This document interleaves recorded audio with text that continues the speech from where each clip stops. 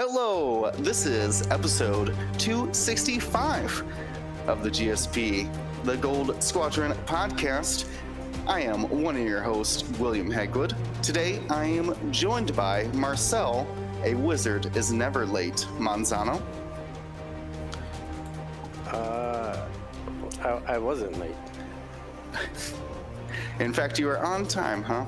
Yeah, right on time. And also Ryan, deep in Roger Land Staniszewski. I don't know if I've ever had this many different Separatist lists in my launch bay next before. I'm trying everything. It's fun. It's great. The meta is wide open, at least for list building anyways. For those wondering where Dion is, he's recovering from COVID and only working behind the scenes with us today. He should be fully operational next week.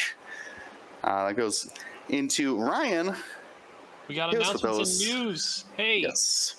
You know what's going on this Saturday, this weekend? A free live event. June 11th, the warm-up for the Galaxies event. This is the Galaxies Flight Academy. Just go to TTT and add yourself to participate. Simple, easy, done. You got nothing to do on Saturday. Play X-Wing. Just 2 rounds. Can be quick. It's not going to take your whole day. It's like a little break. You're doing some mow the lawn, then go play X-Wing, then mow the lawn and finish it. Front, backyard. And then week after is actually when we start the real stuff, right? June 18th is the first Galactic Championship qualifier, the Solist qualifier, using U.S. Central Time Zone.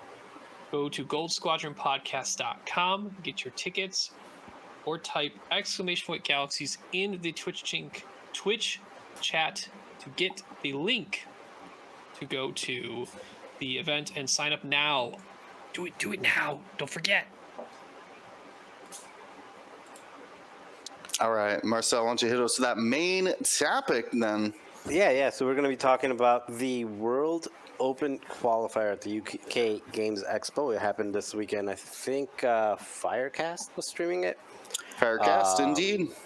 Yeah, and I know they had 78, I believe, people participate, and then they had a top 8, a flat top 8. They did 5 wins you're in type of thing, and so they did 5 and in, and the numbers played out to like where it was an exact 8 that made the cut. So we'll be going over those. I did not catch any of the games. Like it was happening like middle of the night, and I was not going to wake up that early for it. But did you guys catch anything?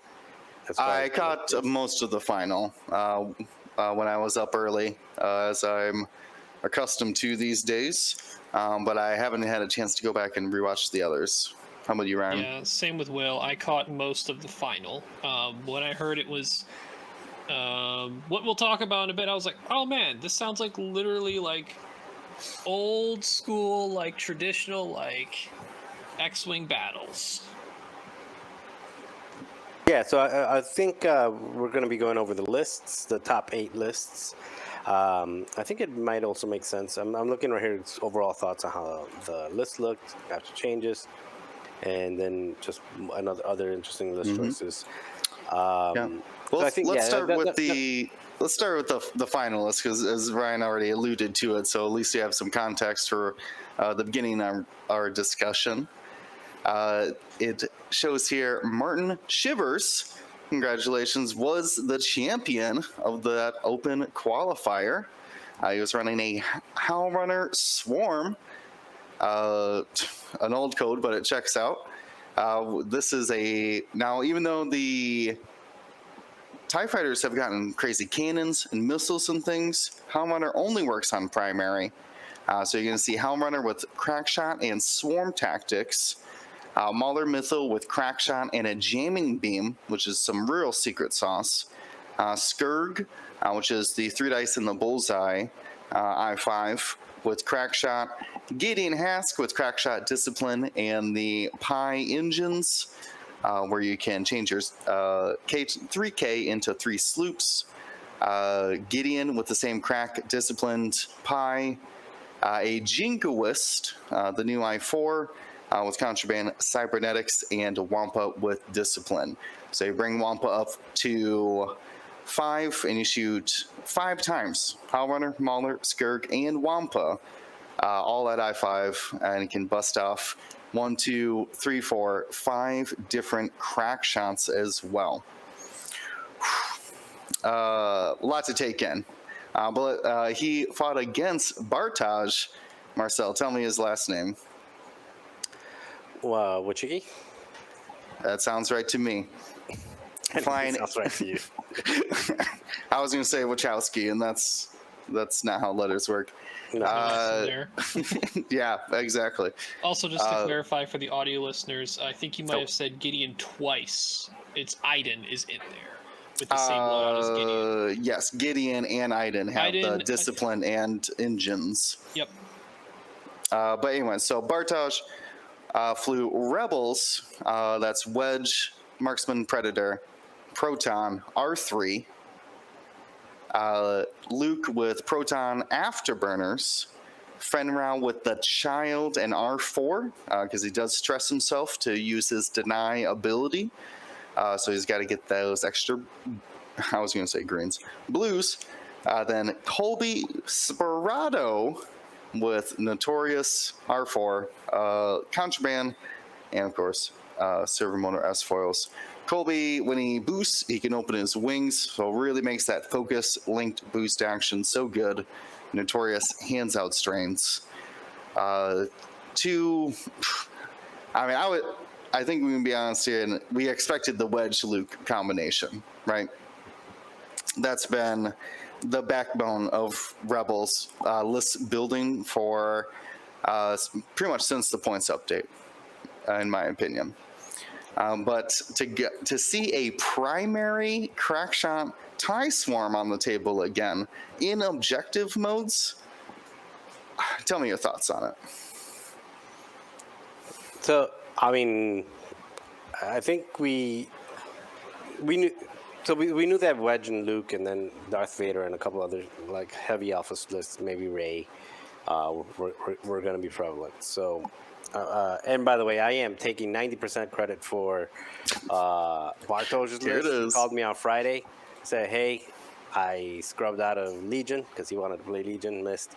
And William was going to take 10% credit because it was William's idea to change. I had something else instead of Notorious, but actually you should probably take 90% credit because I had I don't know what you had before, but it was something that if was you're not not as running, good as Notorious. Yeah, that's that Colby is still an amazing piece. I would say he didn't go down in price, but he stayed at 4, which is a win. Any list or any faction that has an illicit in it, find a way to get Notorious. Notorious is just so. I mean that is the price on that is just not.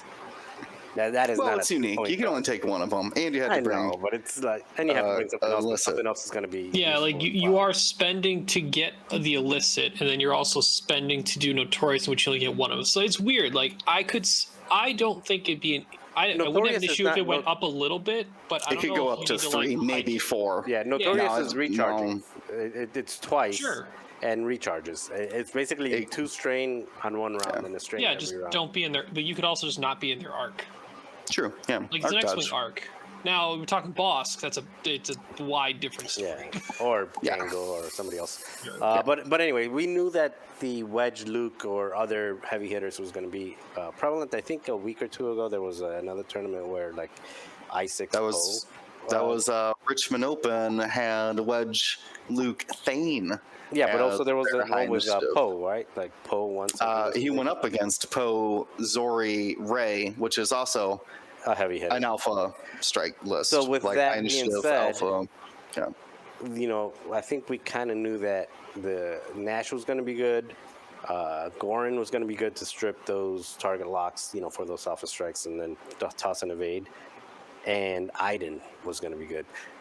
I personally thought that we were going to be seeing Iden and Gorin together to kind of support that, but The fact that it was just Iden alone and 7. Yeah, Gorn only works with lower initiatives, so it only helps out I3s or less, and that's and a lot this of is the a high swarms- initiative. A lot yeah. of the tie swarms are best at the I4 and 5, right? Correct. Mhm. Yeah. You need I4 and 5. And Will, you were asking earlier, like all these tools available to the ties, yet this crack shot Ion- went all the way through, Yeah, right? ion cannons. You can get tractor beams. There's some that came you can get proton rockets. rockets, yeah. Yeah, like So a lot of options for their weaponry, but they went with crack shot. I think one of the big things is, you know, if you're flying a tie storm, you are staying in a tight formation in some regard, at least for the majority of the game until the split and spread happens, right? Yeah, Iden and Halrun are both being range 1 abilities. Going to force, as we assume, objectives force, most of the time should force ships to go somewhere, or at least some of the ships to go somewhere. So a tie swarm is going to find it, then, and there's going to be a lot of crack shots. You're not going to get rid of them all, and that's how they can make sure that they're getting ships off the board to help push their numbers advantage, and also, and whether you, I mean, Marcel's big on Goron, understandably, right? We know right now when we go down the rest of these lists, and I think someone had done some number runs for me. There are a lot of proton torpedoes in this whole event. Just overall. Yeah, if you can shoot proton torpedoes, you're better off than most these days. Yeah.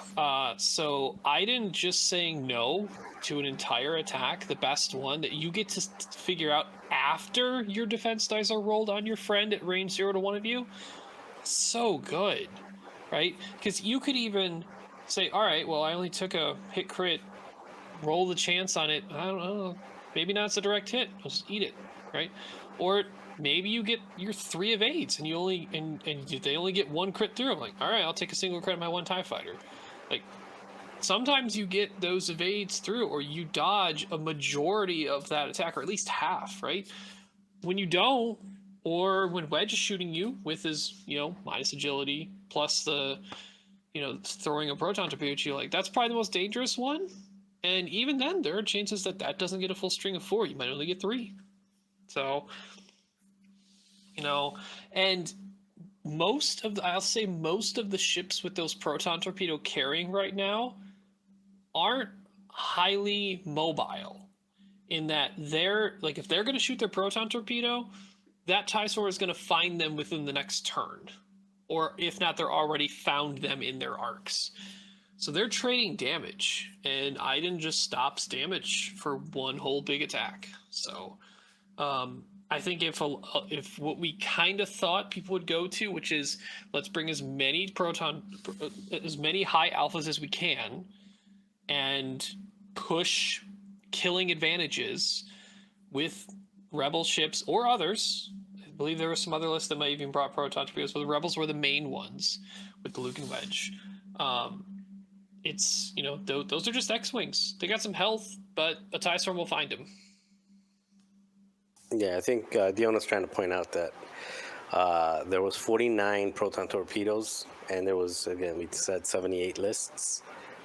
49 torps and 78 lists. They Well, definitely 49 were lists that had multiple, right? Yeah, I know. Most of them probably had, yeah. It's like, still a lot. 1 or 2. Yeah, but Not very many in the top cut here, though. I'm surprised. There it is. The 4 and 2 showed up with the proton torps. All the 4 and 2s. I mean, yeah, that sounds about right, actually. You bring a lot of proton torpedoes, you have a good chance of making, like, even or higher. Well, and I mean, to build off of what you're saying is that these high initiative alpha strikes, Marcel, you've flown Wedge Luke or like a Wedge Corin combination. If those first 2 shots do not put out results, if you get only 2 and they, natty 2 or something like that, right? You are playing from behind all of a sudden. And Iden just guarantees that more so than any other list can. yeah, and then especially when you're talking about 7 ships instead of 6, I think, before in 2.0, you were looking at lists like this with 6 TIE fighters, not 7. So now if you're coming at it with, with 7 ships and you're nullifying one of your torpedoes, I'm guessing you're nullifying Wedge's torpedo, and if you nullify, Well, whichever one's just going to kill your TIE fighter, right? Like, I would block the hit crit, most likely.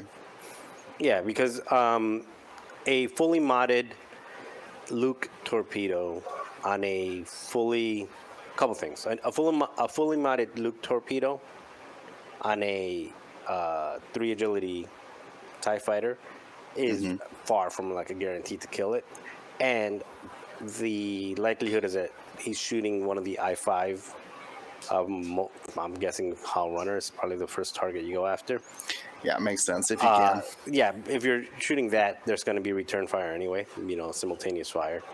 So you're not really taking a shot off the table, which is really the only one that's doing that. So yeah, it makes it really tough. And then you get these scenarios where, you get like the 3 agility. What do they call it? What the 6 used to be called? The Seeks? The 3 agility. Oh, terror. Tyranny, excuse me. Yeah, tyranny of 3 agility. Yeah, you get 7 of them, and then you get defensive modifiers, which was actually making me wonder about going with disciplined versus elusive on the 3 that have disciplined. And just but they're the ones who you're not starting with, though. Like you said, you're going to start with Hull Runner if you can. Yeah, you should not start with Iden. It doesn't make any sense. Not with Iden. And Gideon definitely is a target, though, because Gideon is the one that's going to be mid to late game is going to be putting out a ton of damage. Gideon is the one that gets the extra generally die, right? shooting Wampa, and this may be true in all lists with Wampa. Someone had mentioned to me earlier today in a Discord chat, and I really liked how it was spoken to. Was sure, shooting Wampa reduces his ability to not be active, to not shoot as 3, he shoots as 2, but by diverting your attention to shooting Wampa just because of that, it's kind of like giving your opponent a disarm token for shooting what they'd rather shoot. You know what I mean? Like, you don't really want to shoot a 2-point TIE fighter. Like, you'd rather shoot something else, unless that there's a very specific in-game scenarios, like Wampa's contesting an objective that you need him off of. Like, you actually are going to try and kill him. So not only are you getting the 2 points, you're also removing the objective. But in a lot of other situations, there are much higher target priorities than Wampa. The real secret sauce in that is the swarm tactics as well. You put 2 locks on Gideon, he's getting the swarm tactics, not Wampa. And same thing, Luke locks Wampa, just bring him up to I-5. Like, he's not going away anytime soon. Not with Iden out there, at least. Mm-hmm.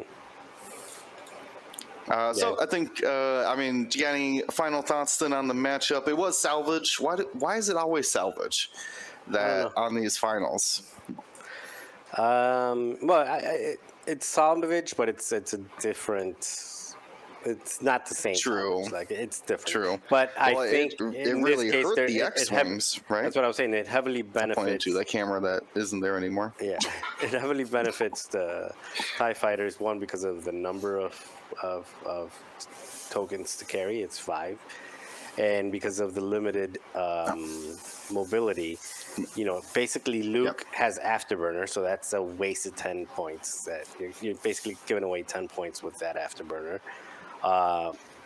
Colby kind of takes his gimmick away, and Wedge, whatever. Wedge probably doesn't care as much unless he wants to boost to get that torpedo in. Yeah, the Fenrir Sheath Beat's definitely the one that ends up carrying it, which I saw in the final. That the Fenrir Sheath Beat was the one who picked up the objective for the Rebels, but I think it was the only one. Right. Yeah, and then it still hurts it because you're not coordinating then. Yeah, and the TIE fighters. Well, just that one turn though. But the TIE fighters really, they hardly ever reposition. They're just moving, focusing K turn. Like they're not really Not in formation normally. Not in combat, no. Yeah, they're not trying to reposition. If they're repositioning, they probably made a mistake somewhere earlier on. So it definitely benefited the, I think it was his name, Marty. Martin, Martin. The swarm heavily. Anyway, so that's that. It's a good list. I think it's nice that we're seeing them around. Now we're gonna have to try to figure out what kind of impact it'll have, and maybe later on after we go through the top 8, we can have a couple discussions about what pairs up, what matches up well against the TIE Swarm. I think I have a couple ideas, and I'm sure you guys do as well. Ooh, I love that segue. We should be moving on. Number, it says number 4. Oh. Well, yeah, this is top 4 now. Top Although I don't think 4. they filled in their second top 4 players, so I don't know if Will, you have insight as to who that might be. I already checked TTT. They didn't. Hey, Gonk, can you get Swarm Tactics up? Do you want us to help explain Swarm as Tactics? a note, Swarm Tactics is going to raise a ship at 0 to 1 to your initiative. So Hom Runner is 5. 1, not 0 to 1. Not 0 to 1 anymore, huh? Correct. Okay, good to know. But yeah, normally you'd put it on Wampa, bring him up to 5, so you can shoot first, hopefully, get those 3 dice. But, I mean, you'd put it on any of the low initiatives. I guess there's some jank where you could activate the Jingoist before, like, a range 1 Mauler Mythal attack, but don't shoot the person who's strained. Yeah. I guess. You don't have to shoot the same ship you Jingoist ability. Especially if you bump into them or they bump into you. It's actually very viable. Yeah. Yeah, between the Jingoist and the, like, jamming beam, man, nasty. But anyways, we do know one of the top 4 lists. This is Edward Moreland. This is a Separatist with a fire spray. That's Jango Fett with Lone Wolf Savage, which is a force point or a goofy coordinate, thermal detonators, false transponder codes, delayed fuses, the new Slave 1 title, and veteran tail gunner for those front and back attacks. General Grievous, who's, man, had the biggest changes to his loadout recently, now puts all of his points into just outmaneuver and gets Impervium plating and Soulless 1 for free. There's a bombardment drone with proxy mines and delayed fuses. Those are the ones you can launch out the front. Then DFS 081, which I have to assume is the spend to calculate to put crits to hits vulture, if I'm not mistaken. Yep, during the modify attacker's dice step, which is before when the attacker would modify their dice to crits anyway. Right, so this would knock out natural crits. Still, though, on all that hull on the bombardment drone, or even Django, didn't say anything about protecting other vultures. Could be very good. Has Discord missile, independent calculations as well, and missing like 10 points of loadout or something on that ship, I'm pretty sure. What can you do? Filled all your slots. Then rounding out the list, Separatist drone with also Discord missiles. That's the I3 generic 4, generic non-limited for 2 points as well. So instead of taking Django Grievous and then 7 points, you split it into 3, 2, 2. You don't have very many good 7-pointers. I spent some time on this archetype. It's actually my current Kyber Cup list. Not that exact Django, slightly different. But most of it, Savage, False Transponder, Slave 1, VTG, a bomb. Notorious is my talent. I think I have. I like the Notorious as well. I mean, honestly, if you can take Notorious, you use to like set up yourself, it can set up your friendship. I mean, imagine Notorious seeing something that Grievous is about to outmaneuver. Just chef's kiss on that. Not sure about independent calculations. I mean, it makes sense, but I mean that hyena's kind of out dry with just his 1 calculate all the time, which is okay. I mean, it's here neither here or there on that. I think in this list, that false transponder codes at I6 can definitely help against Luke, who would like to proton torpedo someone, and you just lock him and say no. or if you move after wedge, which you have 50-50 chances to do every round. I think it's a solid archetype. And Edward obviously did really well with it. I agree with the Discord missiles. I like the bombardment drone.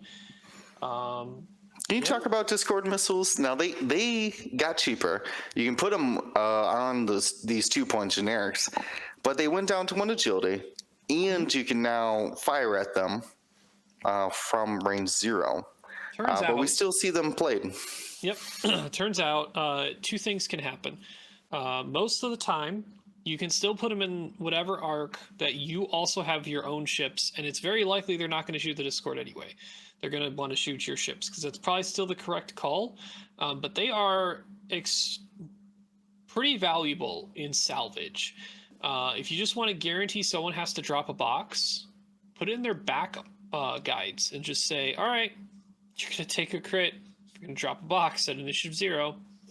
Don't have to worry about shooting you to get rid of your box. I can shoot at my other target priorities, and go that route instead of putting him in the front. It still might even be correct to put it in the front because it still gets rid of people from shooting your ships if they decide to shoot the Discord missiles, which is keeps your ships alive longer. So I think Discord missiles are still very valuable. I think the way the vultures are pointed out right now, the ones that make the most sense are either the Separatist drones or 081. Because I'd rather have the I3 capable movement if I needed to barrel roll and set it up on something lower, which there isn't a lot of lower initiative, but things moving at the same time. The bombardment's 3, TFS 081's 3. I wouldn't want to take like a Hayward-Shaw prototype who's initiative 1 and give them that. Those Hayward-Shaw prototypes right now I think are better suited for energy shell charges because they have the points for that. Agreed. That's another Separatist list building that I have a dictionary of right now in my Yeah. So Marcel, what are you, I mean, when you see this across the table from you, what is kind of your bigger target priorities if you got Django, Grievous, and 3 drones? Yeah, and this is actually one of the things that I like about this particular list a lot. So I am going to be flying CIS for XTC. I haven't came up with the list yet. We're still figuring that out, but I will be flying the faction.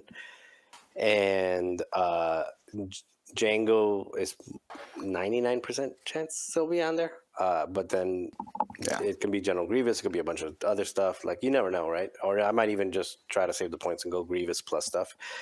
But as I'm looking at this particular list, what I really like about it is the bombardment drone, because the bombardment drone with proximity mines, I like that offensively is as big of a threat as Grievous or Django Fett at only 3 points. So you can't ignore. I mean, you can ignore DFS and the Separatist drone to an extent. You know, you can fly around the Discord missiles. You can kind of ignore them. It's really hard to ignore a proximity mine coming out of the front or back, and so it means you got to focus on it. You got to kill it, because especially if you're flying a Vader, TIE fighters, anything like that, those proximity mines do some serious damage. So you can't ignore it. So that makes it a target priority.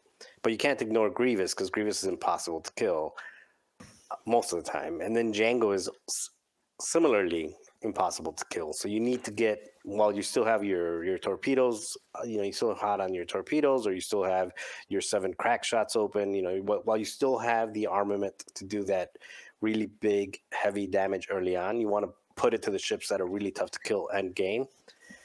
But that bombardment drone is still a threat. So you want to make sure that it's not. It's a better Wampa. Like, you want to shoot Wampa because you want to disable its ability. It's a nuisance. Later on, you just want to get rid of it because you're thinking about what it can do to you later. That bombardment drone is better at that, and it's protecting. It's drawing aggro from the real things. And realistically, if I'm flying, it depends on what I'm flying with. If I'm flying with the list that I built, or not that I built, but the lists that are popular right now, I'm probably going after Grievous, because the I5s and I6 can hunt Grievous better. True. Now, if you're one of the downsides is it feels really bad to shoot proton torpedoes at Grievous. Because the likelihood you of have that to crit. Yeah, as you a have note. to crit. It's not a choice. Not a may. Must And use. Or it's must just really crit. bad, especially if you roll like a crit and then a bunch of stuff, and then you have to turn another one to a crit. And it's like, nope, toss that. Nope, toss that. It just feels really bad to shoot a That comes torpedo that down to does 0 impervium damage. plating and how the ship crits are a higher percentage of the damage deck than pilot. If he hits a pilot crit, though, then he just has to eat it. Yeah, he has to eat it, but again, it just that's probably the easier target to kill. Going after Jango Fett is just it's really hard to kill him. He's like Boba Fett, right? He's a trap. Well, so he's not Boba Fett defensively. Boba Fett's got those rerolls, but Jango's I6, which means that boost and moving later is difficult to track down. I mean, this specific list, he has Lone Wolf, which can help with that a little bit, but he has to specifically fly in a way to maximize that. And he does. Has a force point in Savage. So but this version definitely not as durable as Boba, but he has his own different ways of threat. And the focus to blank or the pilot ability comes in handy as well if you're trying to pursue, because you're not going to be able to pursue with maneuvers every time. I mean, I have to give a shout out to false transponder codes, whether it's getting one of those locks from a proton torpedo off of you, or locking one of your ships to strip off that target lock. False transponder codes stock went back up, in my opinion. Bring them if you can. Yeah. No news on the other top 4. I couldn't find it either. Yeah, I'm not sure who the other top 4 If there was a challenge bracket or something, I don't know if they. Well, it says 2, 8, 1, 8, 4, 8, 8. Those are the Swiss ranks. I'm assuming it's that 8. Benjamin Lee, maybe. We can just go down. Yeah, just go down the list. Well, we're gonna. There's still 8 of these people, right? 1, 2, 3, 4, 5, 6. Yeah. So Ben Lee went 6-0 in Swiss and finished either top 4 or top 8. We don't know. He flew Darth Vader, X1 Vader to be precise. He flew X1 Vader with brilliant evasion, elusive, so double defensive tech there. Pattern analyzer, fire control system, and afterburners. 7th Sister with brilliant evasion, elusive, crack shot, fire control system, and concussion missiles. Vizier with Emperor Palpatine, which seems to be the hot one to take. And then 2 how do you pronounce these? ISB Jingoist? Jingoist. 2 ISB Jingoist with contraband cybernetics. So it's 5 ship lists. Darth Vader is doing the heavy lifting, and Vizier is doing the heavy assisting, I guess. With that really amazing new, amazing for the people who are using it, terrible for the people who are flying against it, being Duchess. So do we call it Duchess Vizier now? Yeah, the controlled ailerons. Wow, it makes a world of difference on those Reapers. I got to fly against one this weekend, and it was scary. Like, it did not feel like a wild beast anymore. It was what do I say? Like Duchess, where they're using the boost when they want to, not just strapping in and hoping, right? Yeah, so they're so much better now.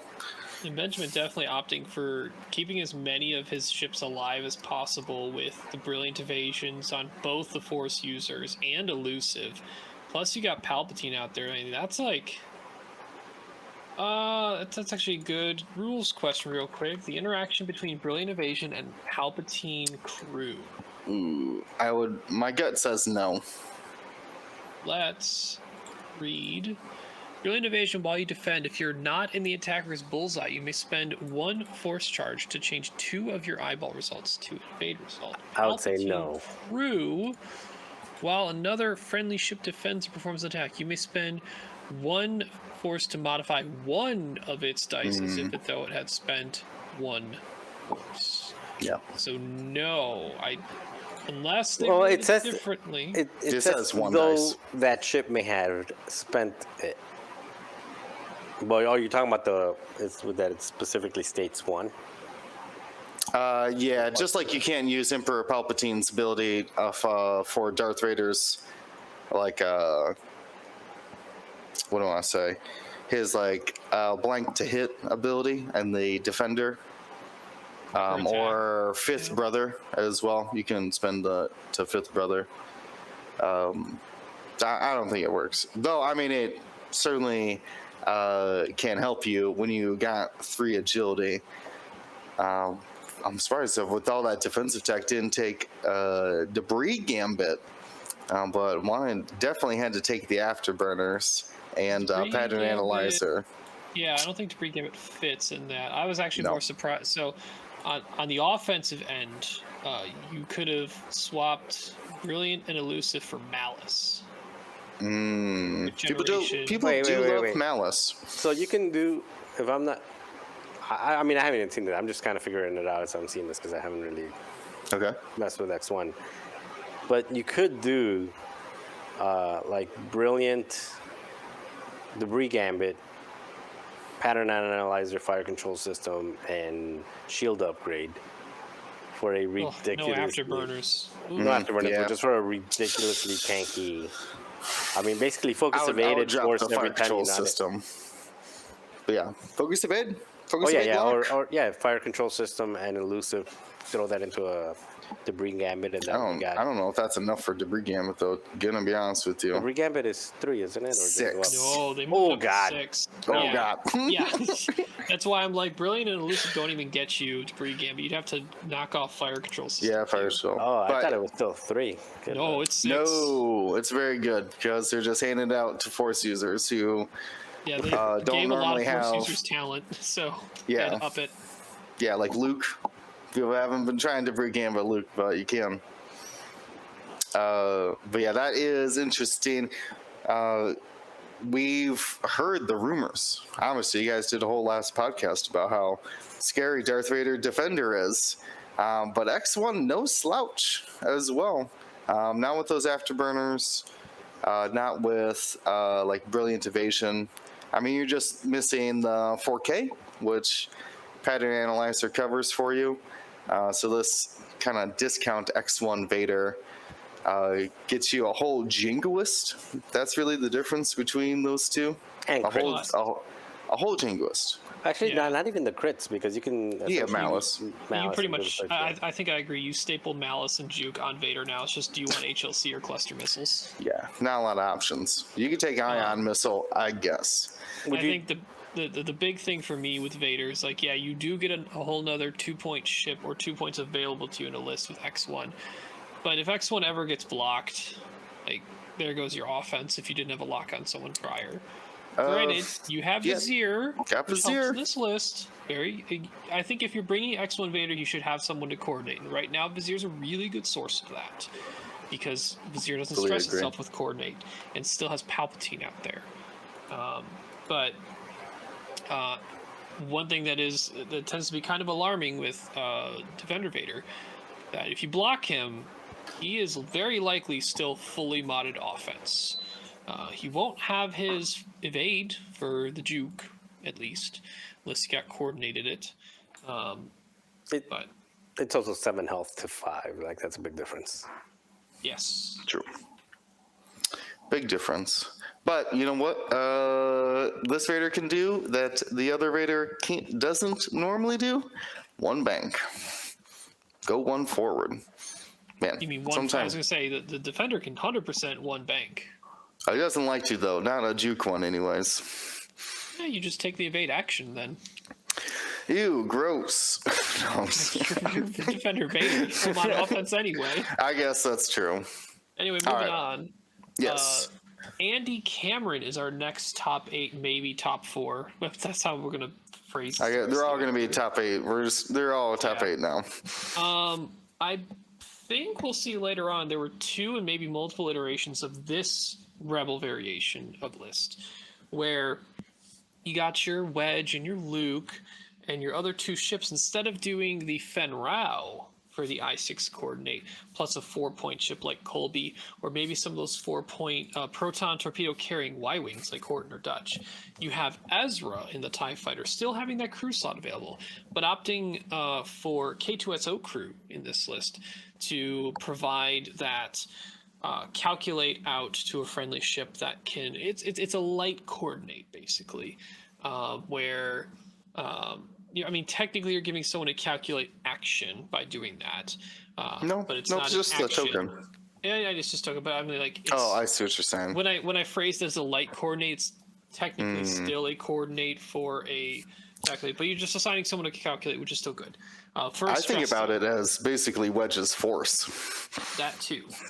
And then this Luke, though, instead of opting in for the afterburners, you have proton torpedoes, you have trick shot, and you have shattering shot, which is oh wait, was this the wrong Ezra Bridger we were looking at?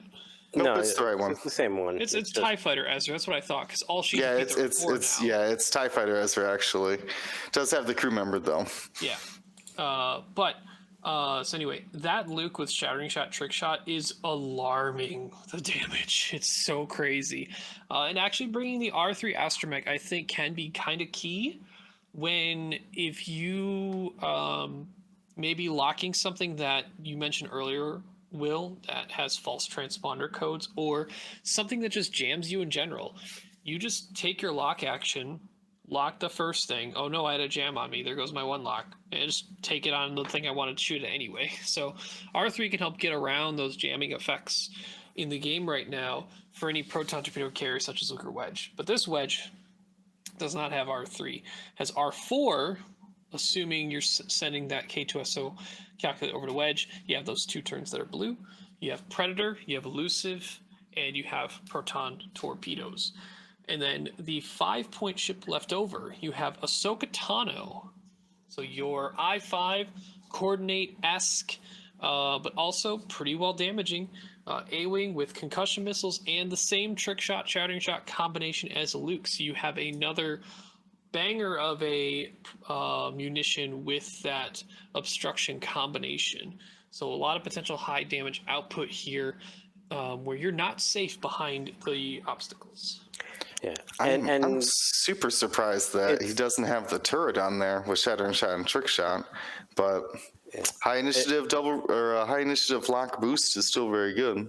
It is, but I just wanted to point out it's not similar to, it's the exact same list. It's the exact same. Ollie is flying, so I'm guessing they probably theory crafted it together. Yeah, and Ollie, where do you finish, Marcel? He's also an 8th. Talk about him now. Yep. Yeah, he's an 8th, so he also flew the same list. He also made the top 8. I know he did lose top 8. He lost to Bartosz in top 8 in a close match, what I heard.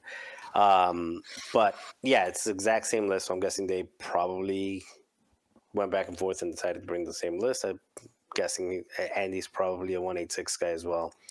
And it's a similar list to, I don't know if you guys remember, I said I played against Ali last week. There was the same list. The only difference is he had trick shot instead of elusive and predator. So he went on Wedge. So he went like all that. I guess they made that change.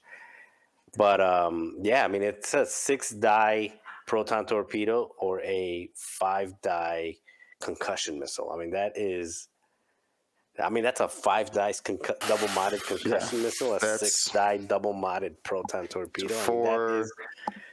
So you need 15 dice from those 3 ships? Yeah. Like, yikes. I like afterburners, but after I saw this, I was like, yeah, that's a more effective and scarier Luke build. Like, that is the shots really are definitely scarier, but the threat range is more controllable.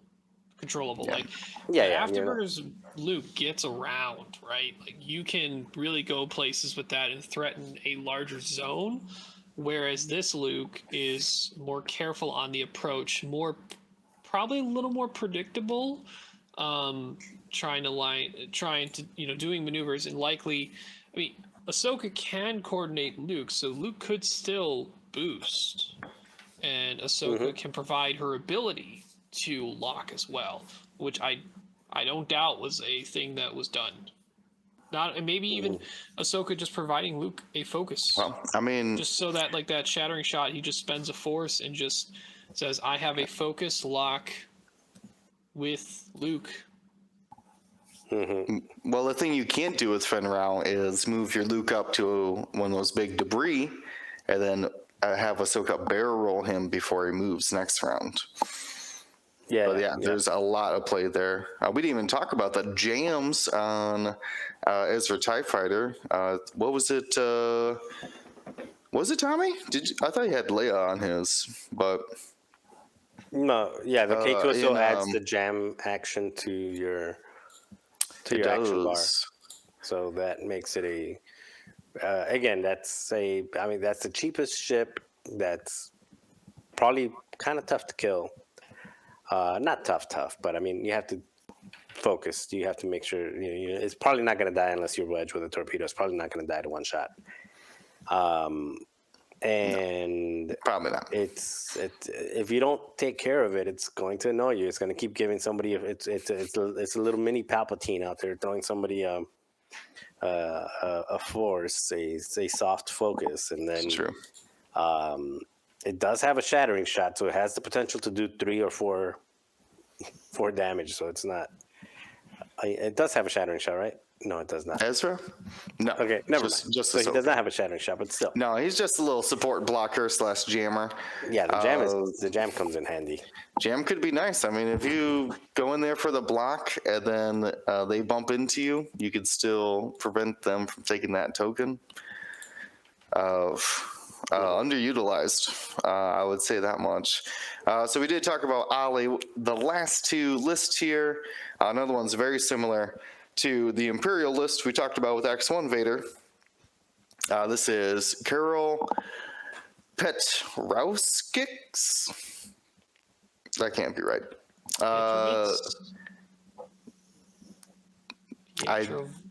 It's something pretty close. That's probably closer than what I got. Anyways, that same exact Darth Vader, brilliant, elusive, pattern, fire control, afterburners, with the same Vizier. You have Emperor Palpatine crew, a 2-point TIE Fighter, and Wampa with Predator. But this rounds out the list instead of a 7th Sister and the Extra Jingoist with Rexler Brath Defender with Juke Fire Control System and Heavy Laser Cannon. Still gets it to a 4-ship build with throwing Wampa in there. TIE Fighter filler. What year is it? But yeah, I mean, Rexler Brath still just as good as any other defender, with utilizing that juke, flipping up face-up cards. Hopefully, Darth Vader didn't put through, say, a direct or panicked, so that Rexler might flip back up with his own pilot ability. I actually got to reread that word for word. I do know it involves being evaded. It's after you perform an attack that hits, if you're evading, expose one of the defender's damage cards. So it's even the attacks he puts through. So Vader can put crits, and then he can essentially put crits through as well. Terrifying out there as just a 7-point ship. With the decrease now for the defenders. And once again, Vizier in this list, same Emperor Palpatine loadout, coordinate can be very helpful for both Vader and Rexler. You know, whether you're talking about giving Rexler the focus so that when he does do a move, he can take his target lock that he wants or reposition. Or probably the more powerful things I've seen with defenders is coordinating them a boost or barrel before they're about to 4K. Because a lot of people will be like, oh, okay, I'll know if they 4K or not this turn based upon where, looking at where it's likely going to end up. Not a lot of people see they boosted the defender. Oh, now it's 4K. Uh-oh. They boosted the defender towards me. Wait, now I can't block that K-turn anymore. Yeah, it's A lot of tricks. I mean, we've seen that with like advanced sensors back in the day. You may have heard of it. That it was almost slapped to these high initiative defenders like Rexler Brath to be able to do just that. But let's look at the last list here before we kind of do an overall recap. This is Niels Detert. I'm worse than Ryan Farmer out here. This is a Republic list. I was like, which Anakin is this? And then it says calibrated laser targeting. So that would be the regular Delta 7 with Predator and R2-D2 astromech. Very interesting. Can either disable devices or deplete for shield, I believe. Yes. I believe that's correct. Bring up that R2-D2 because that was a highly coveted upgrade in Republic back when we had the trajectory simulator bombs with Sabine. Yes, exactly. Now we have after it is 2 charges. Republic R2-D2 is after you activate. So a lot of people are used to these droid effects happening before you activate or after reveal dial or something like that. This is after you activate. So after you've done all your actions, you may spend 1 charge and gain a deplete token to repair 1 damaged card, recover 1 shield, or remove 1 device at range 0 to 1. Device. So could be bomb, could be a Mando Commando, R2-D2 zapping some Mandalorians. Could be a mine. Ooh, that's true. Yeah, I forgot that they account for that. Ooh, terrifying. Let's see. Well, let's take a look at the rest of the list here. Obviously, Calibrated and Predator, a combination these 8 sprites haven't had since these most recent changes. We see it here as well on Obi-Wan Kenobi, Predator, Laser, and Shield. He has 2 mod slots? No, he does. Wow, would you look at that? And then Hound, that is the LAT, who can take your depletes or strains, with Yoda to be handing out the Force when they spend them. 7th Fleet Gunner to up their attacks, which we've seen with calibrated laser targeting before, to get that 5 dice range 1, going around the restriction of 7th Fleet Gunner. An Agile Gunner, so you could rotate your arc if need be. Also super useful on the lats who hate taking any action that stresses them, or really everything, including the reinforce, really. But anyways, Mace Windu with heightened perception, R4P17, which I believe is the pattern analyzer droid, where you can twice per game do a action even while stressed after executing a red maneuver. And then, of course, the calibrated laser targeting. So this is a weird alpha, because you can shoot at 7, 6, 5, double modified, right, between the Predator and the calibrated laser targeting and the Force, Obi-Wan's focuses, plus the 7th Fleet Gunner. But instead of, say, the long-range attacks we've seen with proton torpedoes, these guys want to line up bullseyes. A lot of respect out to Niels to be able to fly this list so far.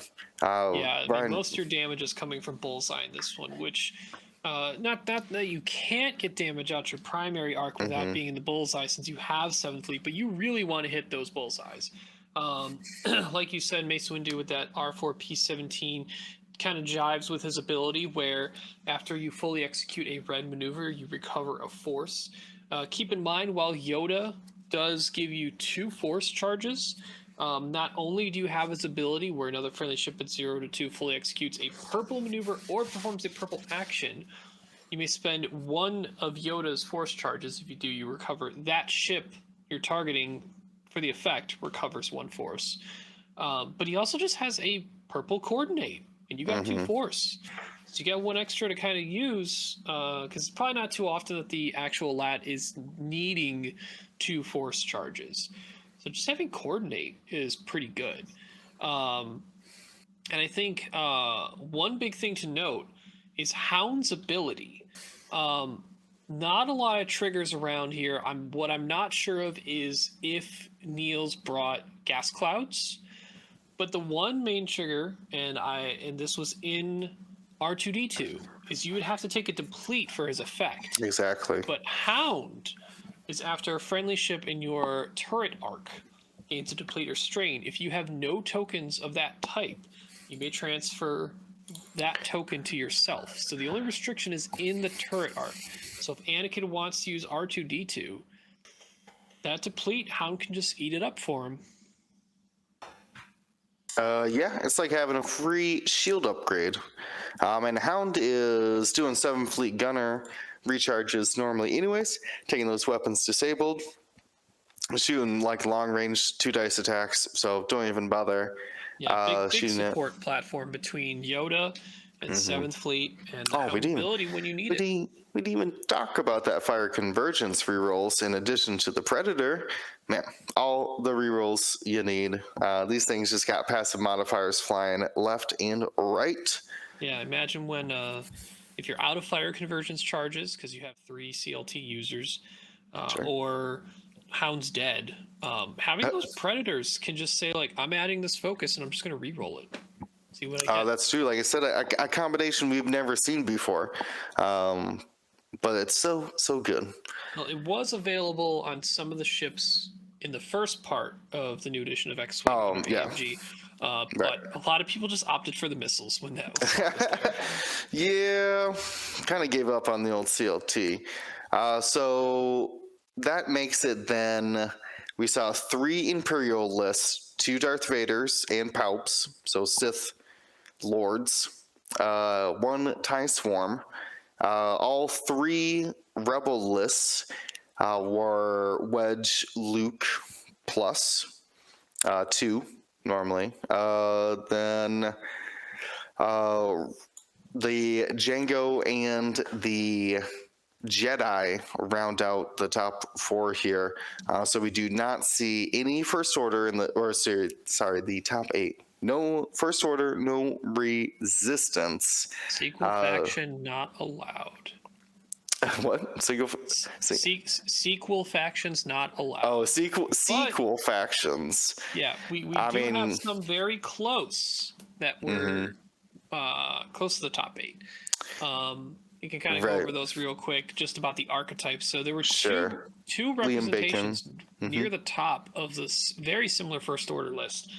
We had Kylo Whisper, we had Nightfall, we had either Static or Scorch, Grudge, and Commander Maurus in the TIFO. Both those lists pretty much the exact same minus the Static and Scorch swap. And I even think there was a third iteration within the 4-win list as well.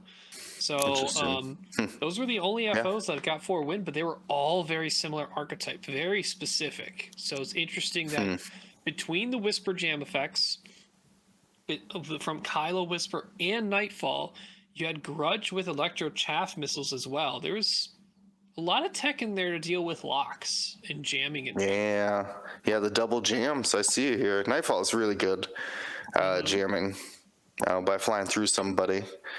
Very interesting. We do see just Dan in the 12th overall in Swiss did get the highest place with the Resistance. Finn, Sai in the Y-Wing, Wilsa in the Y-Wing, Kaz with, of course, Notorious. And this, I have to imagine, with the Black One title, is Trigger Happy Poe. So you get 2 cheaper Y-Wings, a cheap Finn, a little cheap pod. You got a pseudo ace in Kaz. Well, we'll say I4 ace. He's probably actually a true ace with that advanced slam. Then you're heavy hitting Poe with, of course, proton torpedoes. I'm not surprised about any of that, to be honest with you. Those are just good pieces right now. Look at all those upgrades these Y-Wings get. Whew. They have so much room, and targeting computer 1 point, engine upgrade 3 points. It's basically put a 4-point tax on most of your Y-Wings, because then you'll just get boost and target lock in to calculate. Yeah, makes sense. But going back to the top 8, though, strong representation from Darth Vader and, well, honestly, just TIE fighters in general. That would be my big takeaway, is that TIE fighters are playable. Before, you just ran them only because they were 2 points.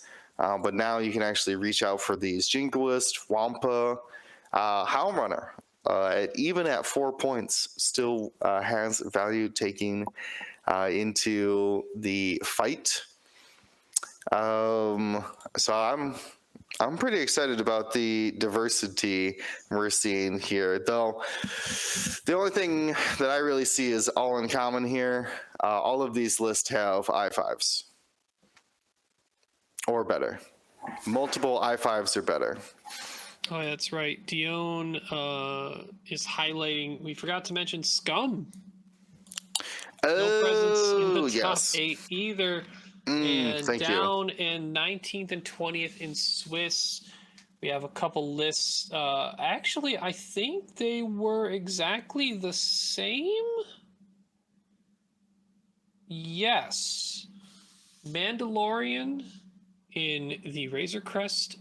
Manaroo even went up to 5 points, still taken. Kanan Jarrus in the Hawk, and Lee Mackay in the Y-Wing. Ooh, yeah. Big shout out to Gar Saxon Gunner. People haven't been toying around with that, but Manor gets a little bit more loadout now. I don't know if that card works in the overlay. I doubt it, Dion. So let me just read it to you, because I got caught up on the first part of this card and did not really factor in the second part as much.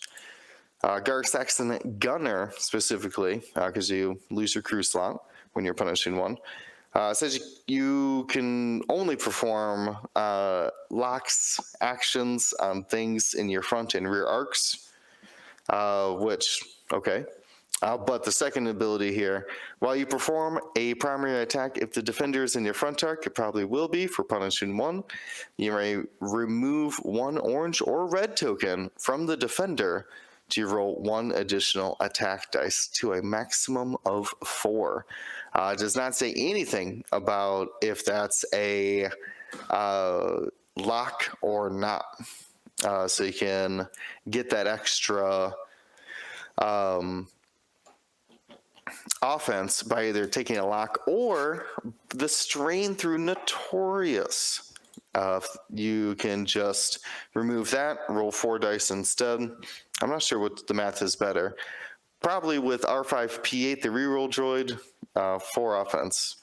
Probably going to be better. I was going to say it's always better to have, generally better to have better offense than messing with your opponent's defense. And the clause of that Notorious has, where if you're shooting a strain ship, you get a reroll. Well, Manor doesn't care. You have R5P8, so like you're gonna have your reroll anyway. So you're basically handing him a strain to say, I'm gonna roll 4 dice whether you're at range 1 anyway, and you're gonna be strained, so it's gonna be worse.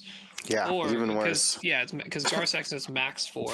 I'm gonna roll 4 dice at range 2 and 3. So I think you guys are also just disregarding the Kanan with Maul. That's just right there. We're just highlighting Gar Saxon. No, what I'm saying. No, I'm saying you're disregarding Kanan as the trigger for Gar Saxon, because it doesn't. You don't have to burn your own target lock, and Kanan really doesn't gain a whole lot of value with his 2-die pea shooter, and most of the time his arc is pointed at his friends anyway. So if his arc is pointed at his friends, he can burn a target lock somewhere else. To give. I mean, there's also Lee Mackay with those proton torpedoes. So if she didn't need that lock, could be a token to spend as well. Yeah, so Manaroo doesn't have, or not just Manaroo, but the Gar Saxon carrier doesn't necessarily need to be the one that is supplying or generating those red and orange tokens. They can come from other places as well. Yeah, super interesting, man. The European community is so tight knit with these very similar pairs of lists. Obviously, Jordan and Ben here did pretty good to get up into 19th, 20th overall in Swiss. They're both 4 wins apiece there. If you see the 12, what do they call them now? Event points, I believe. Something like that. But yeah, so no, those guys, the Scum wasn't too far off. Could have made it into the cut there. But what do you think as far as the list diversity? This also had an I5 Torp and an I5 Mandalorian in it. Is that just what the meta is calling for? Are people like so scared of other I5s that now they like it's an arms race essentially? Well, we saw the points go down in a lot of the high featured character pilots, while a lot of the 2 points disappeared / went up. So the shift in balance was there's going to be less ships, but the higher end ships are going to be more accessible. So, and generally we've seen in almost all of past X-Wing, being higher initiative is good because you can initiative kill things. And the scenarios have lended towards more PvP style lists, or at least have the scenarios themselves haven't stopped PvP lists from existing at a high clip. Maybe that wasn't too much the case before, but it's more enforced now that, with salvage, any ship that wants to be maneuverable, they don't want to touch those crates. They just want to kill their enemy's ships. Scramble, there's less objectives. There's only 3. Assault, you just need to exist somewhere. And Scramble is no longer a role, right? Higher initiative, and it's yours. That's true. Last. So we're seeing high alphas, high initiative right now. And that is kind of a foreseeable thing. Like one of the early things people will grab onto is, can I kill stuff quick, and can I kill stuff at high initiative? And how can I best do that? I think one element of lists that have a lot of commonality that I think we need to add to the high initiative, and the other thing they said was it high initiative and high alpha or high just damage alpha strikes or damage potential. People leaning more offense than defense. I think something else that also gained a lot of value now versus the previous version is coordinating and support. I think that you're seeing like Palpatine, Vizimo, Ahsoka, Fen Rao or another Sheathpede, Kanan. So support ships, I think. It's I think one of the only most of the lists have a dedicated 100% support ship, minus maybe just at a quick glance the CIS list doesn't have one. The CIS is mostly just all damage output, but outside of the CIS list, they all have a dedicated support structure that's important to the list. It's not like a throwaway. Oh, I need something, so let me just throw it away. It's like a staple that makes it work. I would say those first order lists. They're pretty independent. Those first order lists. We dipped into the first order to mention it, but no, not in the top 8, and that might be though the difference. Being able to get you out of those tight spots, even with Ezra and Ahsoka, they're both like half coordinators, right? So you can find a combination. Ahsoka's not a half coordinator. Ahsoka is a coordinator. Well, you can't be doing that ability every turn. You literally run out and cannot do it after the 3rd time. But yeah, I understand what you're saying. I mean, K2SO is going to be slinging those calculates all over the place. Any other trends? I mean, We've talked a lot about how these lists fight each other as well. Did you guys see any other shout outs or anything that you might want to discuss going forward? I only have one, and it's X1 Vader. Beat out Defender Vader. Do you guys, mentioned previously, Darth Vader, Defender, the Juke we're all scared of, the Juke Malorus combination. I'm trying to see where even it was. 15th place with Tom Reed is the highest I see here. I'm wondering how much like geography had to do with that. Like local meta. It was still UK centralized. Sure. And just by looking at the top, whatever number of lists we did, there was a lot of commonality, and there was a lot of exactly duplicated lists, like people that were getting together and saying like, we want to fly this. So I'm guessing if you have this tournament in Central Europe, or if you have it in Australia, if you get a lot more Defender Vader. So I don't know if it's necessarily both Vaders are powerful. That's for sure. Yeah. Well, I looked at the list here. Looks like Tom Reed, and then there's one Philip as well. We're running it. Philip ran it still with Vizier, but Tom only ran it with Countdown. It's a big difference in Countdown's a really interesting call right now. If you're only expecting about can you eat a torp? 2 to 3 high-powered shots, Countdown just be like, all right, I'll take 1 damage to stress. Right. Countdown you just don't want to shoot at with limited shots that are high powered, right? So. Yeah, let me read the ability here. So while you defend is the TIE Striker as a note. So I was making the comparison. While you defend, after the neutralize result step, so you get to see what you rolled for defense and can mod it if you want. If you are not stressed, you may suffer 1 damage and gain 1 stress token. If you do, cancel all dice results. So Wedge comes in, 4 hits, trick shot or whatever, right? 5 hits, trick shot. And you roll 1 single evade or something like that. Just cancel it all. And now they have to fire up a second torp at you with Luke. And might not kill you. Might not do that 3 damage needed. So he's basically his own Iden, right? More or less. Yeah, imagine if you had a list with just Iden and Countdown flying around. It's like infuriating. Whatever. You don't care about what you throw at us. We'll figure it out. You have to do 2. You realistically have to shoot 2 to 3 things at those targets to even potentially kill them. And they're just 3 or 4 point chips, and you'd still have plenty of room for other stuff. Yeah, which I think is interesting. People finding those little counters, where we discussed it a little bit beforehand, but like the idea starts with Rebel Alpha, like, whoa, Wedge and Luke, so good.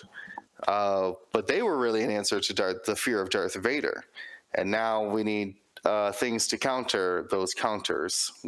Right, and that's kind of where the meta, if you will, spreads out, getting into this kind of wackier ships like Countdown or I don't know. Is the TIE Swarm wacky? No, Define wacky. It's pretty straightforward. You just have to take time to know what you're doing with it. It just takes like a little bit of a learning curve. Because you're basically flying a giant ship for a while. It's just one big ship that's moving together. And you just got to know the maneuvers necessary to get to certain spots you want to go. Obstacle placement's really important. And because of that, it flies differently. So, yes, TIE Swarm 1. People who used to play TIE Swarms or want to play TIE Swarms may pick it up. But I'm pretty sure a higher majority of the player base is, even though that TIE Swarm 1, a higher majority of the player base is likely to go and shift towards Rebel Alphas or some Vader TIE Fighters Reaper combination, right? Something in there of a Empire style salad that includes Vader likely a Reaper is feeling pretty good right now, and some TIE Fighters, and whatever else you want to mix in there, are likely the two archetypes that I would assume people are going to gravitate towards as we move forward, if they're hopping onto the what feels good. If they're hopping onto the what might counter what's good, that's where maybe the stuff like the First Order that showed up is good, that has a lot of those jam effects, that neuters some of the offense, that disrupts what you're trying to do, has bombs for auto damage on the stuff that does have token stacks. You could look at Republic. They have some, they have a ton of token stack potential that can mitigate a lot of the damage from torpedoes potentially. And even on top of that, if we normally were pretty down on the ADAs to some degree when they lost their auto blasters, but ion cannons saying, I'm going to shoot you, and if you get ion, you just lose your locks. Another way to get rid of those locks on a ship that you want to not be torped. So there's plenty of stuff around to consider, and Scum as a faction has access to plenty of elicits, which can just be a bunch of false transponder codes. Just defensively just say, I don't want to be torped very easily, so I will take false transponder codes wherever I can. And even Resistance has access to that quite well, too, between their Falcons and their Fireball. Zori as well, though her loadout's pretty tight these days. Zori is, because wartime loadout's 10. That's a very tight loadout.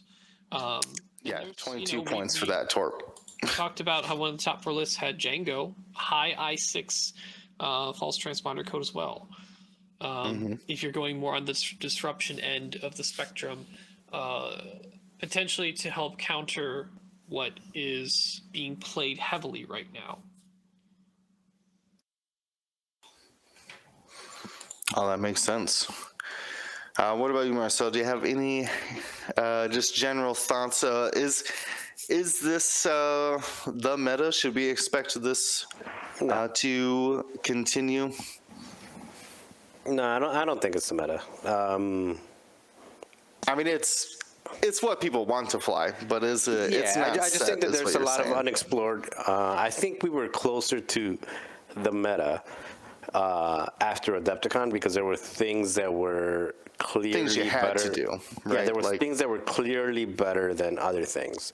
Right. Namely Republic, or namely either Republic or Trajectory. Some type of wings. Like there's different versions of it that you can do, but that was clearly better than everything else, and everything else was kind of playing from behind. Right now, I think that there's still unexplored lists that can still, not just lists, unexplored ships that just have a lot of potential. I've talked to you about it and the rest of the guys over some of them that I think, I'm not saying because we're kind of theory crafting for XTC, so we're not putting it out there yet. But, there's things out there that I think are unexplored and are really good, and really good in some of the factions that did not. I think out of the top 8, 6 of them were either Rebel or Empire, so that's, it's pretty one-sided. But I think there's stuff in Scum, there's stuff in CIS, there's stuff in Resistance. I know Lambola was talking about Resistance. There are some Resistance things. Resistance does really well against TIE Swarms, because Resistance is one of the factions that could put 5, 6 ships out, not 6, but that could put 5 ships out there that are beefy enough to say, you're going to have to shoot all 7 shots at a single target to try to get it out of there, and then still take 4 pretty heavy shots, if not 5 heavy shots coming back at you. So they have enough beef to kind of play that attrition game. So there's things out there. For the First Order, I don't know enough about the First Order to. Apparently, Whispers. Whispers are very popular. I saw that same Kylo a couple different times going through the list. It must be floating around the UK and Europe. People really digging it. Yeah. And Boba, like, I mean, Boba's just fine. Yeah, I'm just saying, if you're seeing TIE swarms or you're seeing swarms in general, one of the first things you should look at is like, oh, does that mean I can fly Boba now? I mean, you can always fly Boba, but like, does it make Boba better? And usually, the more ships that are out there, Boba, especially with like veteran tail gunner, turret gunner, veteran tail gunner, just really good. Modding in the front, modding on the back, and modding defensive shots. Every single defensive shot is just really good. So I would expect to see some Boba run, and Boba, oddly enough, has the range to. It is interesting that I do think in a lot of these lists, I heard someone say like it's the movie character meta or something like that. Some offhand comment about it, but we do see like an actual like named character in most of these. Like every First Order list has Kylo, every Republic list has Anakin, right? Every Rebels list has Luke in it. Just like not so much as like game balancing, but like, what do you guys actually think about that? Like, is that for the best? Like, I think it's for the best if you have to make difficult choices or there's options. I don't think it's for the best when they're force-fed you. Like, they're force-fed being like, Luke Skywalker is so effective, or so not effective, but Luke Skywalker is just so much value. You get, like, it's so good for this value, and you get so many loadout points that you're dumb if you don't fly them, and you're flying Rebels. I think that's bad. If it's a Luke Skywalker is really good and you can win with him, he's one of the better ships, but you can also take those 6 points and apply it somewhere else and just be, just as competitive, then I think it's good because you're not, I think it just feels bad if it gets to the point where you feel limited and like, I have to take this because this is, it's, we always talk about the auto include being bad for ships. Like, it's bad when you have an auto include on a ship because it limits your options as far as the loadout, but it's also bad if it's auto include on a faction because then it limits the options. I think Wedge and Luke is a good example. Wedge and Luke right now, for the most part, is an auto include when it comes to Rebels. right. I don't think the Empire. I think because the Empire obviously with the TIE Swarm, TIE Fighter's pretty good. I don't know about auto include, it kind of but challenges the whole Darth Vader's an auto include thing, but definitely in the Rebels you have that, and I would think in the Scum you kind of have that. You probably, sure, you grab your bounty hunter of choice, right? Mm-hmm. Dion. Ryan, I don't know if Ryan. I want to hear Ryan's opinion because we usually. Oh, go ahead, Ryan. Yeah, as far as the movie, the movie stars. Yeah, I get what you're prevalence. coming from on the whole, like, because I would kind of feel that way right now about Vader. Now, there's two versions of Vader, but an Empire, besides a TIE Swarm that we've seen do well, I don't know if I make a list without Vader, and I definitely don't know if I make a Rebel list without Luke and or Wedge, right? Probably Luke before Wedge, unless very specific situation, but it's very like, you are taking Luke a lot. Like, I don't know why you wouldn't right now. I guess other factions that might have that situation. I mean, I've built plenty of CIS lists without Jango or even Grievous right now. I don't know if it's right, but I've done it. Whereas I've never built a Rebel list without Luke right now. Which, there's two sides to it, right? On a competitive / more experienced player level, it depends on what kind of player you are. It's different opinions, but I know it can feel a little fresher or more a little more varied when it's not so obvious what you should be bringing in a faction list. Right now, it could be what's obvious to us currently. In a couple months, things could evolve and change. It could even be 6 months down the road. It could be, who knows, to how long it's going to be this. But say if you were to show this game to a newer player, or if you're playing it in a local game store, you have someone walk by like, oh, it's Star Wars. Look what game it is. Look, there's Vader. Is that Vader flying his X-1? Yeah. Is that Luke in the X-Wing? Yeah. Like, they're there. It draws in a newer crowd better, I'm pretty sure. But like, obviously, like I said, on the flip side, on the competitive or more experienced player base that might want more variety or feels like more variety available to pull from to build different types of lists, that doesn't feel as good maybe.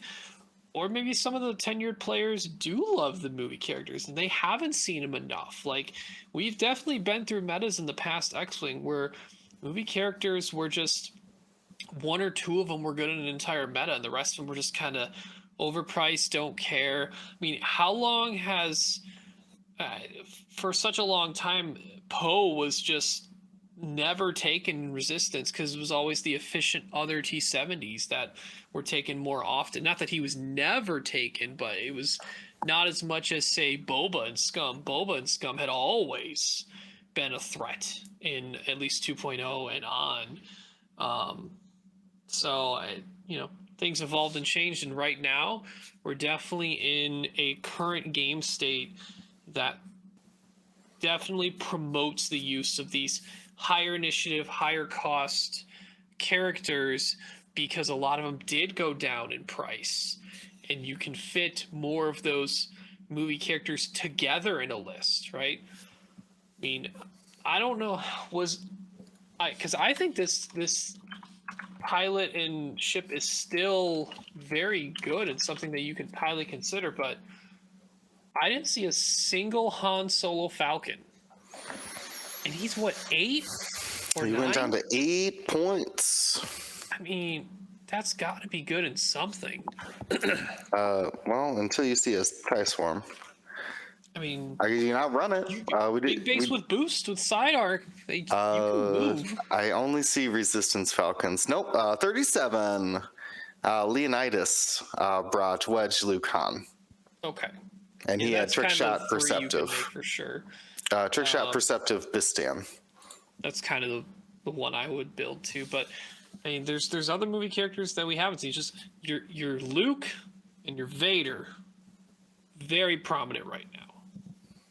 So yeah, that is actually the when Dion had mentioned for the marketing, I thought it on the store shelf. I didn't really think about it on the table. I literally had that same experience when we were setting up for a local game, and a guy was like, "Man, Luke's still in the game? Luke's still relevant?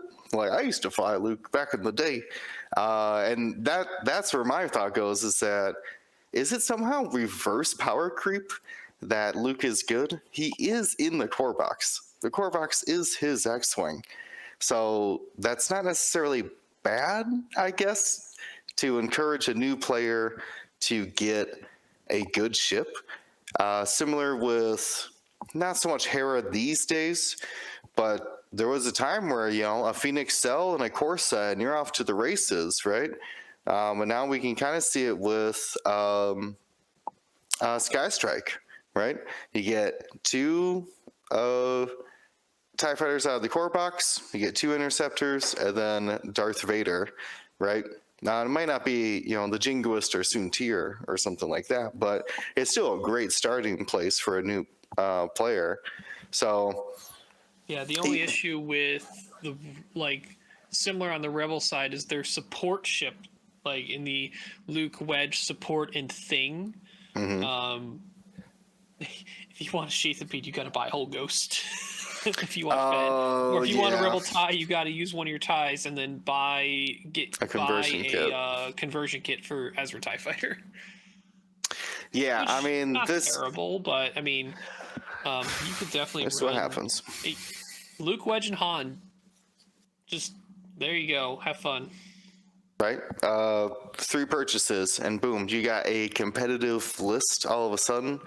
Like, to me, I mean, I like the variety, but I am super in on X-Wing trying to be accessible, right? And yeah, when everyone's flying 6, 7 ship swarms, it's not accessible to newer players. Not that they're bad, but I'm talking like on money value, right? Most people aren't buying lots when they start playing X-Wing. They buy 1 or 2 expansions in addition to the core set. So it's, to me, I'm fine with it. I'm super excited. Not so much for Luke. We can tone down Luke a little bit, but I'm not sure how, because his loadout is, I had a deep conversation with someone about it, and 22 points is the exact loadout for proton torpedoes, R2D2, and instinctive aim right now, like the movie Luke. So hard to say to take away his loadout, to prevent him from taking that, very iconic build. So, but that's again coming that like game balance over theme. And I think it comes into, the whole being bolted down to 20, because that's where, 60 maybe too low, 70 maybe too high, where you need it to be like 65 and still have it. So that's where G65. T65, 65, yeah. Yeah, that's where that limited number of that limited granularity creates some limitations. Yeah, limitations, exactly. I mean, I think we're, for the foreseeable future, stuck with the 20 points. Hopefully, fingers crossed, done with major changes for a while. Yeah. At least to rules and such. I'm just saying, it depends on what your definition of major is. Rules, like ion changing, big erratas to ships and stuff like that. Mostly the scenarios was what I don't want to see changed anymore. From the games I've saw from Richmond and from the World Qualifier in this last weekend, the snares have been doing great. That extra round has been huge. So hopefully, they are a lot better. Like the extra round at the beginning of the game. Yeah, it does feel a lot better. I do think that again, just in the spirit of A/B testing, and in the spirit of continuously, seeing what sticks, seeing what works, and seeing what doesn't work. Part of any product development is, testing different things, and you test it out and see how it works, and then you get the results, and then you try it out. I think there would be some value in running either a not standard, whether it's extended, or a standard with limited objectives, a tournament official, not unofficial, because I know there's unofficial stuff going, just to see what type of reaction and what type of engagement people get. And it has to do just with testing. I mean, it doesn't, if you try it out and people don't, don't take to it, then they don't take to it.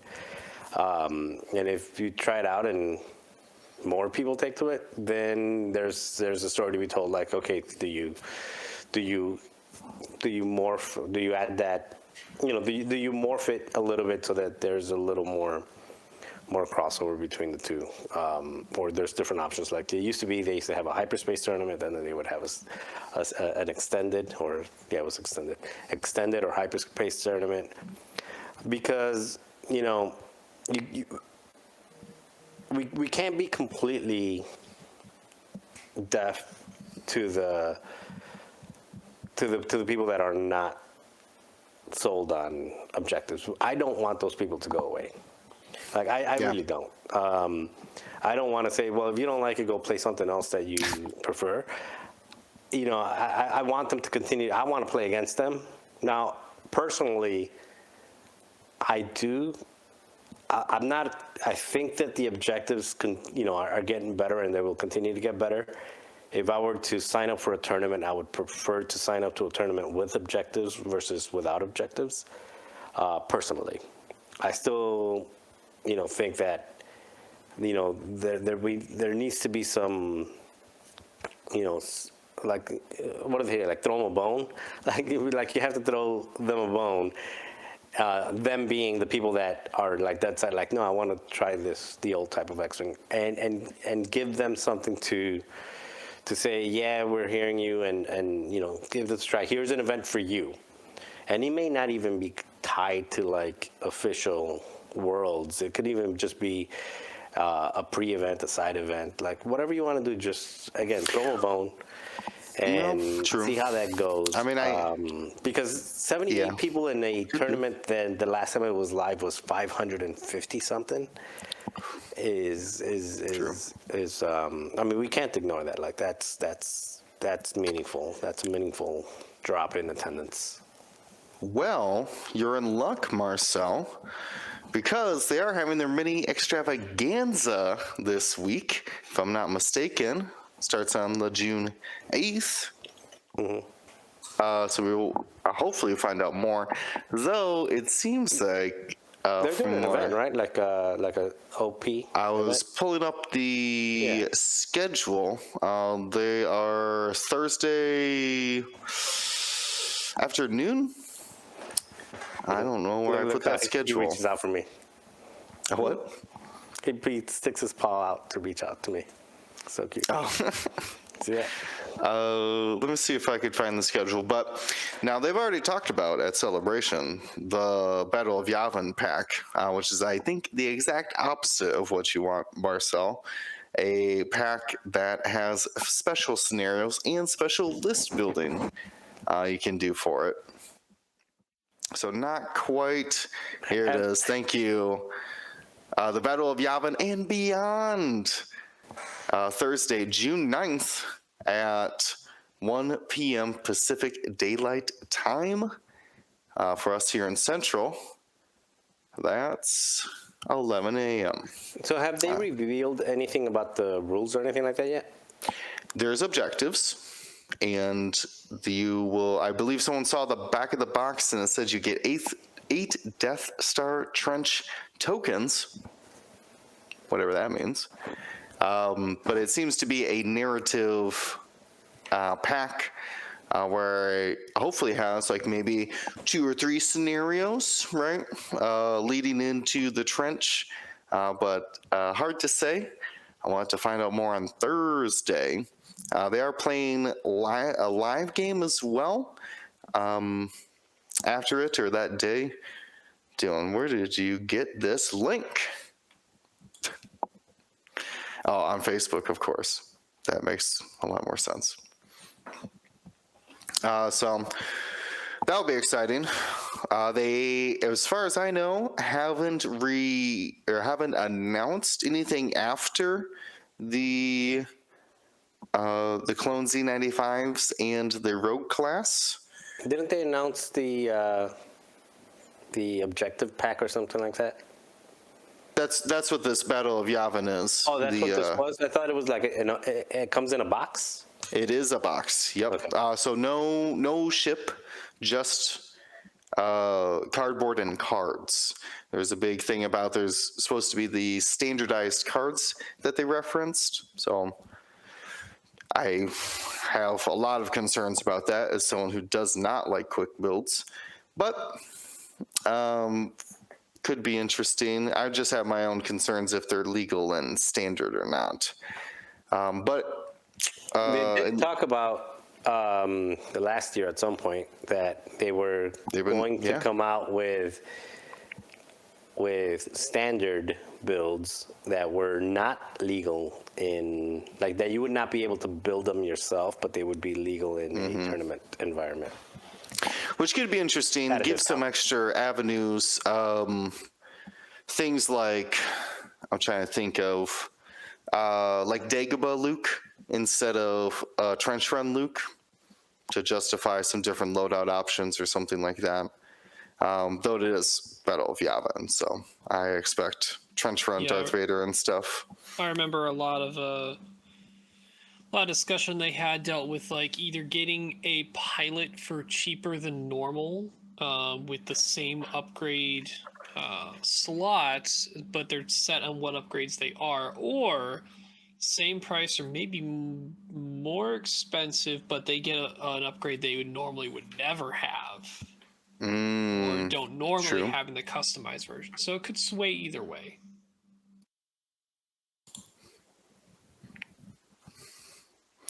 Yeah, we'll see. I am. Could change the number of charges on upgrades. That's kind of what I had the same line of thinking, like a 4-charge torpedo for Luke or something like that. But like that's his only upgrade he gets. It's kind of hard to see Luke without R2-D2 though. They can also probably introduce banned cards that have, that don't abuse. Stupid cat. They can probably release like something that's, for example, the Auto Blaster was banned because of, the ability to auto-generate criticals on ships that were like high initiative and can get behind people easy. But you can auto-include an Auto Blaster on a ship that doesn't have any auto-crit mechanic. And just reintroduce banned things that way. So I mean that things like that maybe. Possibly. You can do. Could be an avenue. I was double checking the schedule here. So that's supposedly lasting about an hour, which is great. Real excited to hear all that information. After that, they are going to be playing X-Wing though. That would be 4 p.m. on Thursday. 4 p.m. Pacific time, their local time. But I don't think we get any more Star Wars until Saturday. Or not at all. No, it's just, there's full of surprises, whatever that means. So hopefully that will be where our spoilerific content comes from, Saturday at 1 p.m. Maybe a whole new Star Wars game by AMG. Who knows? I mean, they it's could full be. Of surprises. It's towards the end of Saturday.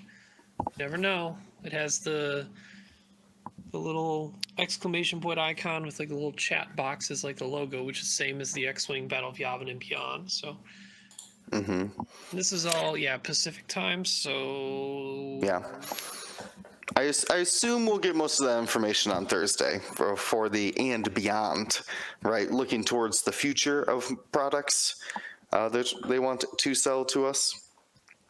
So you guys got a wild. We will be live then, is what Dion says. He's already prepping.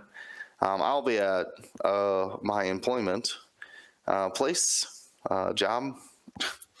So I'll, though, be staying tuned. Gonna want to find out. You guys got shot in the dark guesses of a ship they would release. Like new announced ship for future stuff? A new ship. I'm going to go Resistance B-Wing and TIE Dagger. We got to go back to the sequel stuff. They just did prequels, so that's my guess is potentially new ships that haven't shown up yet. TIE Dagger, which might maybe be Empire and First Order? Ooh. Probably at least First Order. But they do love those multi-faction packs. People have been clamoring them for a long time. Back in the day, Nim was well received as a Scum and Rebel expansion. Well, and of course the depends on your gauntlet. end of the spectrum of Well received That- is like that man burned a lot of things to the ground. as the expansion itself. Let's maybe more recently the gauntlet. I think everybody appreciated the gauntlet being multi-faction. Such a big investment. Being able to fly it. It's got something like 13 pilot cards. It's pretty insane.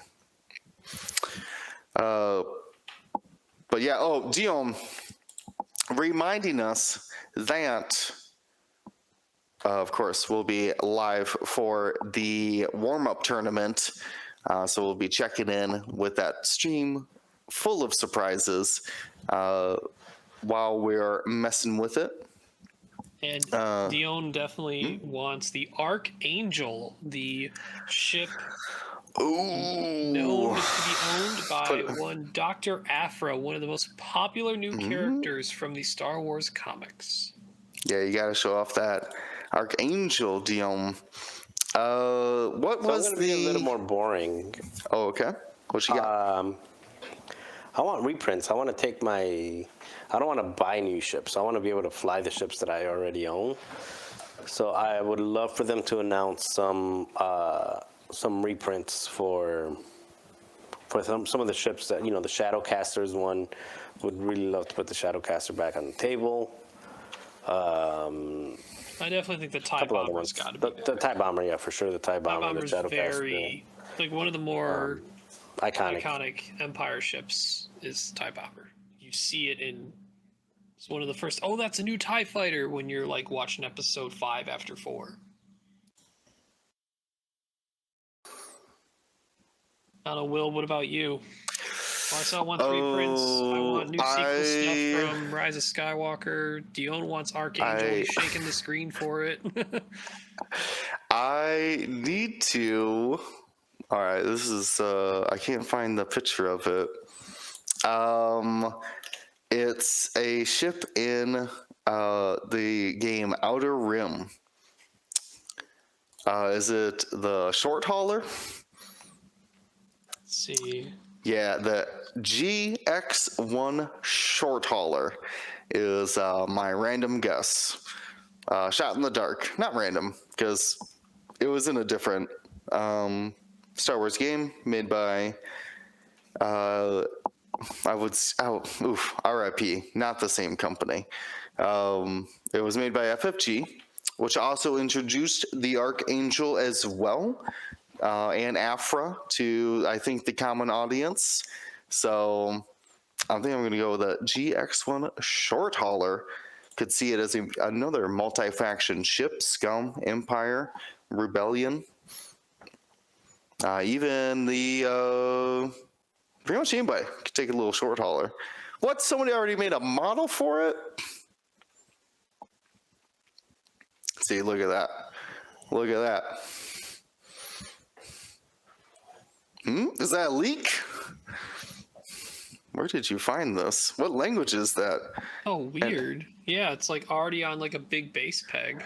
Shh. Secrets. There's a painted one. There's another red one down below. Ooh. See? Gotta be someone just doing a 3D print and making their own. Somebody's enjoying it. I think we could see it. But honestly, though, yeah, but like, what does it do? I don't know. It hauls. It hauls things. Okay. Okay. And then what? I don't know. Every Star Wars ship just has guns. Could you imagine just like you're at the gas station, just some Hummer shows up with like armor plating and like a mounted machine gun on top of it, right? And some guy in a vest comes out and he's like, "Hey, what's up?" That would be weird. But apparently in Star Wars, it's allowed. They can just strap huge lasers to the top of your ship. No one even questions it. Or I guess the bottom, if you're the Hawk 290. Nobody questions that. Because pirate. I mean, you gotta defend yourself, right? If you're traveling those hyperspace lanes, you better. So... hopefully, Ryan, you got any future, something they want to announce? Marcel mentioned some non-scenario tournaments. Got anything, a hopeful announcement? Oh, besides the next ship prediction, I'd kind of like some information on Worlds. No kidding. Or like that's this year, right? Organized play beyond just the qualifiers. That's like a big hope, because honestly, I'm not expecting much organized play stuff in the extravaganza. No, not really their department. If they like field some questions, Tion's putting error 404. That is a hopeful thing. Is they either a combination of addressing what and where and how Worlds is going to happen in 2022, if it's going to still happen, and then on top of that, organized play in general, because the only organized play that we have right now is the casual side event of droid soccer, basically, and qualifiers. Everything else is up to the community to support their local game store. So even on the low end, right? Like I mentioned Worlds, but also like local game store stuff, right? True. We could use a store kit. Some like store kit packs. Yeah. Well, I think that's kind of the battle of Yavin, though. Let's be honest with you. No, but I think, to Ryan's point, it doesn't even have to be this year. Like, you don't have to say like 2022. I would even be okay with them saying, okay, we're going to reset the clock 2023. We're going to, kick off with, we're going to kick off with store championship equipment, or, with store kits, store championship, regional. They may not go, before I think maybe it was a little bit oversaturated with store, regional, system open, grand championship, nationals, continental.